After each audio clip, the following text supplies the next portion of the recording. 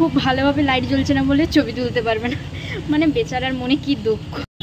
আমরা মধ্যবিত্ত বস, আমরা আমাদের দুঃখের কথা তোমাদের আর কি বলবো। মানে নিজের জন্মদিনের রান্নাবান্না হবে, তাও আর নিজে সবজি।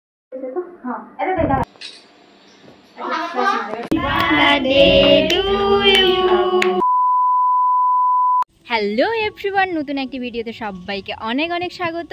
তো চলো আজকের ব্লগটা আমি এখান থেকেই স্টার্ট করছি। আর আজকের ব্লগটি কিন্তু অনেকটা ইন্টারেস্টিং আর স্পেশাল হতে চলেছে, because of it's my birthday blog. হ্যাঁ, আমার জন্মদিন আজকে। আর এবারে একটু গন্ডগোল হয়ে গেছে, কারণ এবারে জন্মদিনটা না 2 দিন পড়েছে। সো কালকে ছিল বাংলা ডেট, আর আজকে হচ্ছে ইংলিশ ডেট। তো আজকে মেনলি পালন করা হবে। তো কালকে গিয়ে একটু পুজো দিয়ে এসেছিলাম, আর কালকে পুজো দিতে গেছিলাম, সেখানে গিয়ে কী কী করেছি না করেছি সবটাই কিন্তু আমি অলরেডি ব্লগ করে রেখেছি, যেটা আমি এর সঙ্গেই অ্যাটাচ করে দেবো কালকে সন্ধ্যে থেকে আমি কী কী করেছি।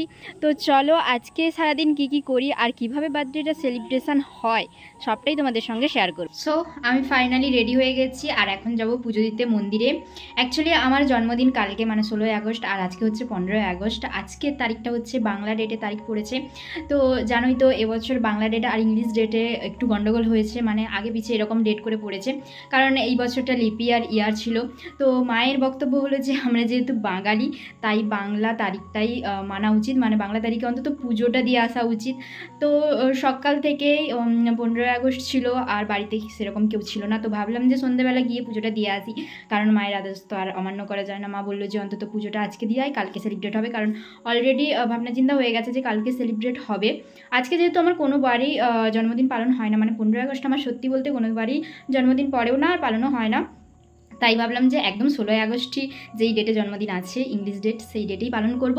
তো আজকে যেহেতু বাংলা ডেটটা পড়েছে, আজকে গিয়ে একটু পুজো দিয়ে আসি। তো চলো এখন বেরোনো যাক। আমি যাব আমাদের বেলদা কালী মন্দির। তো আমার সঙ্গে যাবে বোন আর বাপি, মানে বাপি আমাদের নিয়ে যাবে আমাকে আর বোনকে। তো চলো এখন বেরোনো যাক, আর মন্দিরে গিয়ে একদম ফাইনালি মন্দিরে তো পৌঁছেই গেছি। আর মন্দিরে পৌঁছে দেখতেই পাচ্ছ যে অলরেডি পুজো দেওয়া হয়ে গেছে, কারণ অনেকটাই দেরি করে এসেছিলাম, তখন সন্ধ্যা আরতি কিন্তু অলরেডি স্টার্ট হয়ে গেছিলো। তাই আমরা একদম ভোগটোগ কিনে, মানে প্রসাদ কিনে আর কি পুজো দিতে ঢুকে পড়েছিলাম।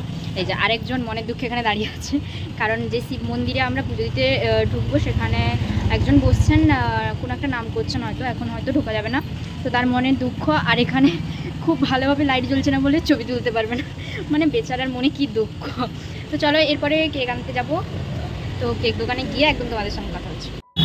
আমরা মধ্যবিত্ত বস, আমরা আমাদের জন্মদিনের কেক নিজেরাই কিনতে আসি। তো চলো জন্মদিনের কেকটা কিনে নিয়ে আসি।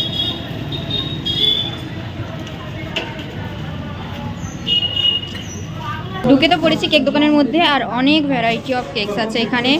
তো আমার তো পছন্দ বাটারস্কচ, কিন্তু এখানে বাটারস্কচ দেখতে পাচ্ছি না। তো ওনাদের বলেছি যে বাটারস্কচ আছে নাকি, ওনারা খুঁজছেন। চলো দেখা যাক বাটারস্কচটা খুঁজে পান কিনা। আমার কিন্তু পছন্দের কেকটা আমি পেয়ে গেছি, এখানে কিন্তু অ্যাভেলেবেল ছিল। তাই দেখো এখন কেকের ওপর নাম লেখা হচ্ছে। কেকের ওপর নামটাম লিখে তারপরে বেলুন মোমবাতি অনেক কিছু কেনাকাটা করে নিয়ে সেখান থেকে এখন কিন্তু বেরিয়ে আসলাম। আজকে কিন্তু বেলদা মার্কেটটা একদমই ফাঁকা, কারণ আজকে বৃহস্পতিবার যেহেতু, তো সমস্ত দোকান বন্ধ থাকে আর রাস্তাগুলো একদম ফাঁকা ফাঁকা লাগছে। মনে হচ্ছে যেন কত রাত করে এসেছি, কিন্তু একদমই না। 6:30 7টা নাগাদ আমরা এসেছি, এখন প্রায় 7:30টার মতো বেজে যায়। পুরো একদম সব দোকান বন্ধ, তার জন্য ধীরে সুস্থে একদম হেঁটে হেঁটে যাওয়া যাবে রাস্তা দিয়ে, মানে ভালোভাবে যেতে পারবো রাস্তা দিয়ে আর কি। তো চলো কেক তো নেওয়া হয়ে গেছে, এবার বাড়ি ফিরবো। তো বাপির একটু কাজ আছে, বাপির কাজটা সেরে নিলেই আমরা বাড়ি ফিরবো। দুঃখের কথা তোমাদের আর কি বলবো, মানে নিজের জন্মদিনের রান্নাবান্না হবে, তাও আর নিজে। তো মা এখানে সমস্ত কিছু গুছিয়ে নিয়ে বসে পড়েছে রান্না করতে। এই যে সমস্ত সবজি টবজি কাটা হয়ে গেছে অলমোস্ট, এখন রান্না শুরু হবে। এই যে মাছ সমস্ত কিছু গুছিয়ে বসে পড়েছে, আর জন্মদিনের স্পেশাল মেনু হবে। আর এর মধ্যে আমিও টুকটাক কাজ করে দিয়েছি, মানে কিছু সবজি টবজি আমিও কাটাকাটি করে দিয়েছি। মায়ের রান্নাবান্না একদম শেষ পর্যায়ে চলে এসেছে, আর এই রান্নাটা হলেই কিন্তু একদমই রান্নাবান্না সমস্ত কিছু কমপ্লিট হয়ে যাবে। রান্নাবান্না তো অলমোস্ট কমপ্লিট, তোমাদের তো দেখিয়েছি কি রান্নাবান্না হচ্ছে, ডিটেলসে দেখায়নি, তবে খাওয়ার সময় দেখিয়ে দেবো অবশ্যই যে বার্থডে মেনু কী কী আছে। তো আমিও স্নান টান করে সুন্দর করে রেডি হয়ে নিয়েছি, এখন বসবো খেতে। চলো মায়ের কিন্তু অলরেডি রান্নাবান্না কমপ্লিট হয়ে গেছে, মা থালাও সাজিয়েও দিয়েছে, এবার খেতে বসা যাক। আর এই ড্রেসটা নতুন নয়, এই ড্রেসটা আমি একবারও পরিনি, বেশ কয়েকদিন আগেরই, কিন্তু একবারও পরা হয়নি, যেহেতু আমি ভাবলাম যে এইটা এখন পরি, আর নতুন ড্রেসটা না হলে যখন ফোঁটা নেব তখন পরবো। আর বাইরে প্রচণ্ড ঝাঁঝালো রোদ, আমি তাকাতে পাচ্ছি না, মানে আমি ক্যামেরার দিকেও তাকাতে পাচ্ছি না, একটু রোদের দিকে তাকাতে পাচ্ছি না, কী যে হয়ে গেল আমার চোখের ভগবান জানে। তো চলো এখন খেতে বসা যাক। এই মেয়েটার হাত থেকে মানে বছরে এই একটাই মাত্র দিন যেখানে আমি ওর হাত থেকে এইভাবে সাজানো গোছানোভাবে খাবার খেতে পারি।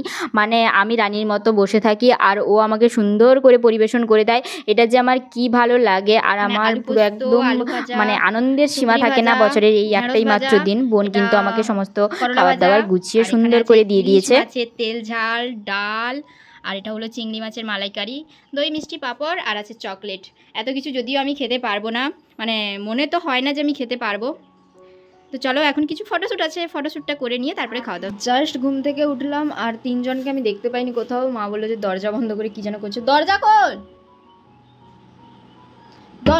দরজা খোলাই আছে অলরেডি। ও বাবা, ডেকোরেশনের কাজ চলছে এখানে। আমাকে কি লাগবে এখানে ডেকোরেশন করতে? না,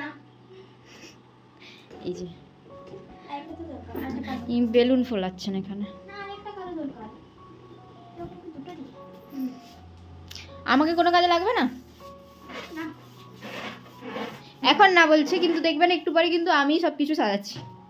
এটাই হয়, মানে একটু পরে আমি সব কিছু সাজাবো, তারা সব কিছু বেলুন টেলুন ফুলিয়ে দেবে, কিন্তু তারপরে বুঝতে পারবে না যে কোথায় কোনটা লাগানো হবে, কোথায় কোনটা টাঙানো হবে। তারপরে কিন্তু আমাকেই সেটা করতে হবে। আর না আর না আর না, সেটা ফেটে যাবে। আমিও দেখো খুব সুন্দর করে রেডি হয়ে গেছি। ভাবলাম বার্থডে একটা ড্রেস আছে তো সেটা পরবো, কিন্তু তারপরে ইচ্ছে হলো যে নতুন একটা শাড়ি কিনেছি। তো কোনো বাড়িতে বার্থডেতে মানে শাড়ি পরিনি, সবসময় ড্রেস পরেছি। তো আজকে ভাবলাম যে একটু শাড়ি পরা যাক, মানে অন্যরকমভাবে একটু সাজা যাক আর কি। তো দেখো শাড়িটা আমি পরে নিয়েছি, পুরো ফুল লুক রেডি আমার। এবার হবে সেলিব্রেশন। আর দেখো এই যে পেছনের সমস্ত কিছু ডেকোরেশন হয়ে গেছে। আর decoration credit to by my 3 sister, 2 পুচকে আর একজন। তো খুব সুন্দর করে সাজিয়েছে, আমার তো ভীষণ ভালো লেগেছে। আমি টুকটাক হেল্প করে দিয়েছি। তো চলো বার্থডেটা সেলিব্রেশন করি। আর আমার এই লুকটা কেমন লাগছে তোমরা কিন্তু অবশ্যই কমেন্ট করে জানিও। চলো তাহলে পুরো লুকটা একবার দেখে নাও, কেমন লাগছে এই শাড়িটাতে আর কেমন লাগছে আমার লুকটা, পুরো লুকটা কেমন লাগছে সেটাও কিন্তু অবশ্যই কমেন্ট করে জানিও। দেখো তো কেমন লাগছে শাড়িটা, আমার তো শাড়িটা ভীষণ পছন্দ হয়েছে।